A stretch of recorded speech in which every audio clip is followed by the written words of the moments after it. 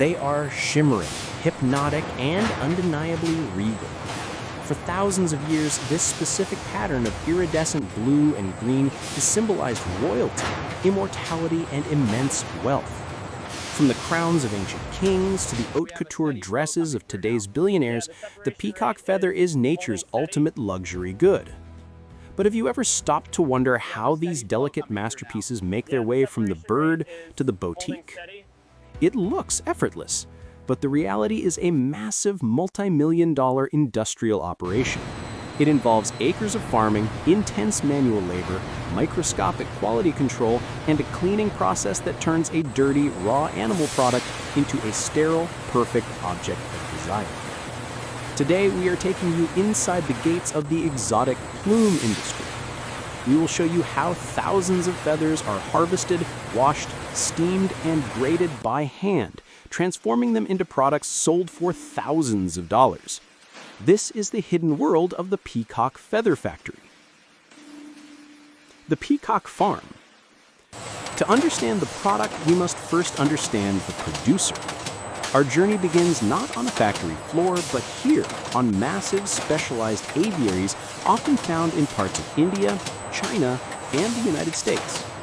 While wild peacocks roam freely, the industrial demand requires a consistent supply, leading to the rise of sustainable peacock farming. The male peafowl, known as the peacock, is the only one that produces these long, ornamental feathers, and he doesn't produce them all year round. The industry is entirely dictated by the biological clock of the bird. The feathers you see are actually tail coverts, not the tail itself. Every year, just before the breeding season, the male grows this magnificent train to attract a mate. This is where the industry relies on patience. Unlike other animal processing industries, you cannot rush a feather. It takes months of high-protein diets and careful environmental management to ensure the birds grow plumage that is vibrant and strong. If the bird is stressed, the colors dull. If the diet is poor, the eyes, the ocelli, become small and jagged. Farmers are essentially mining gold that grows out of a living creature. The harvest, molting season. There is a common misconception that peacocks are harmed to harvest these feathers.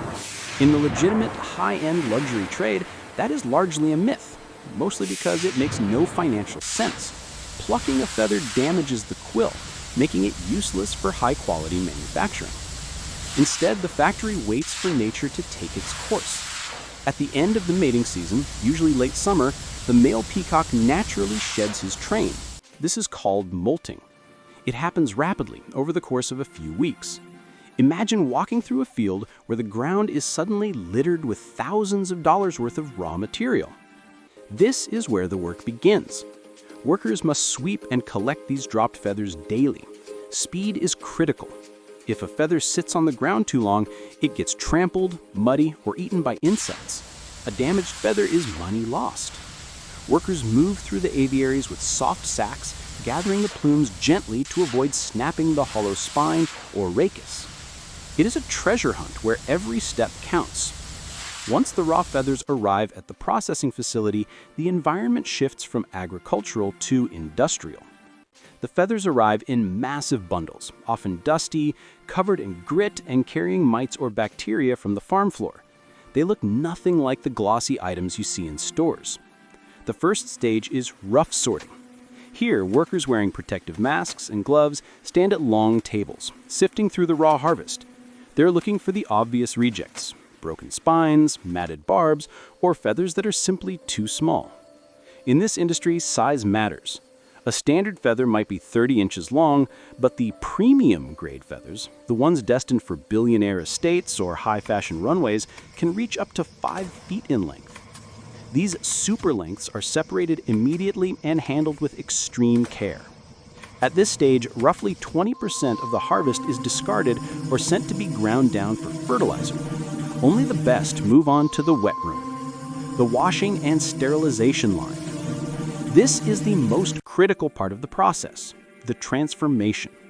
The raw feathers are loaded into large industrial washing vats. However, you can't just throw them in a washing machine. The agitation would destroy the delicate barbs. Instead, they undergo a gentle chemical soak. The water is treated with a specific mixture of mild detergents and antibacterial agents. This serves two purposes. First, it kills any parasites, mites, or bacteria hitchhiking from the farm floor. Second, it removes the natural oils and dirt that make the feather look dull. Watch how the water turns murky. That is the grime of the farm washing away. After the wash, they move to a rinse cycle using distilled water to ensure no mineral deposits are left behind, which could cause spotting. But now we have a problem. A wet feather looks like a piece of string. The barbs cling together and the famous eye is unrecognizable. To fix this, they enter the drying and tumbling phase.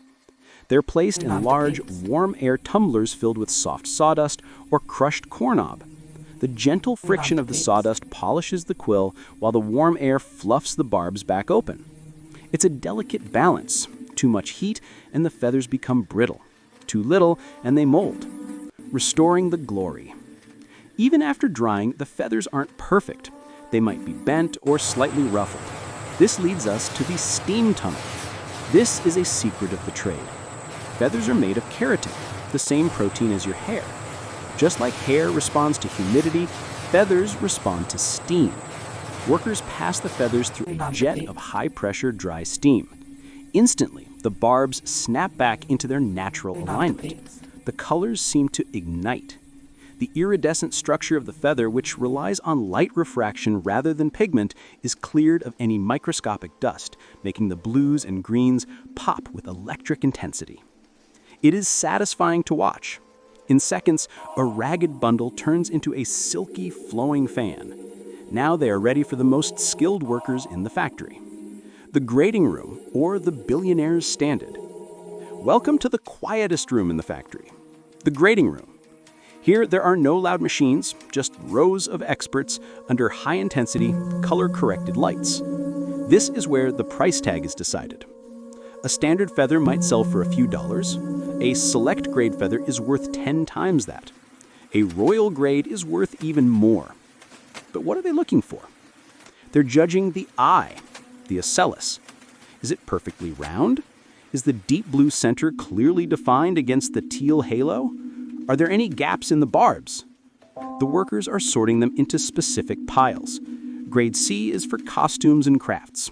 Grade B is for floral arrangements and home decor. Grade A, the top 1%, is reserved for high-end fashion houses and luxury interior designers.